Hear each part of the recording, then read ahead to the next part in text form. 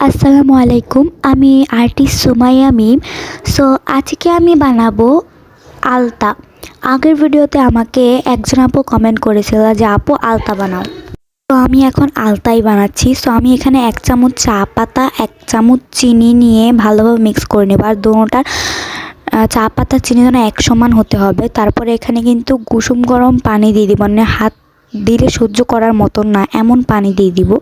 একদম গরম পানি দিয়ে এটাকে ভালোভাবে মিক্স করে নেব। আর হ্যাঁ, একটা কথা মাথায় রাখতে হবে, এখানে কিন্তু পানির পরিমাণটা একদম কম রাখতে হবে। তারপর এটা আমি মিক্স করে নেব। মিক্স করার পর এটা আমি কিছুক্ষণ চুলায় জাল করে নেব। এখানে পানিটা শুকিয়ে গেলে আমি আরেকটু পানি দিয়ে দিচ্ছি, তবে গরম পানি দিতে হবে। তারপর এটা মিক্স করে নিয়ে আমি একটা ছাঁকনি দিয়ে এটা ছেঁকে নিচ্ছি। ছেঁকে নিয়ে যে পাত্রটাতে তুমি রাখবে এটা আলতাটা, সেই পাত্রেতে আমি এটা ঢেলে নিচ্ছি।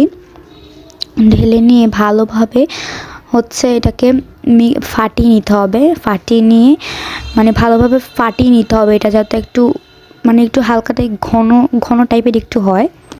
যাই হোক, আমি এটা ভালোভাবে ফাটিয়ে নিয়েছি। ফাটিয়ে নেওয়ার পরে আমি এখানে লিকুইড একটা ফুড কালার ইউজ করব। ফুড কালারটা কিন্তু রেড কালার হতে হবে অবশ্যই, কারণ রেড কালার না হলে তো আলতাটার রং কিন্তু ভালো আসবে না।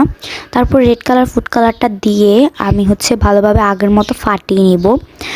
তারপর আমি এখানে একটা জল রং ইউজ করব। জল রংটা কিন্তু অবশ্যই রেড কালার হতে হবে। রেড কালার আমি একটা কটনের সাহায্যে এটাকে এই পাত্রটাতে লাগিয়ে নিচ্ছি, দিয়ে দিচ্ছি। তারপর এটাকে চামচের সাহায্যে ভালোভাবে মিক্স করে নিতে হবে।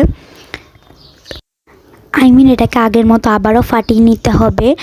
ফাটিয়ে নেওয়ার পরে আমার ঘরে বানানো আলতাটা ঠিকভাবে কাজ করছে কিনা সেটা দেখার জন্য আমি তোমাদেরকে এটা দেখিয়ে দিচ্ছি যে এটা কাজ করছে কিনা। দেখো আমার আলতাটার রং কত সুন্দর এসেছে। বাই বাই, অবশ্যই একটা লাইক করো।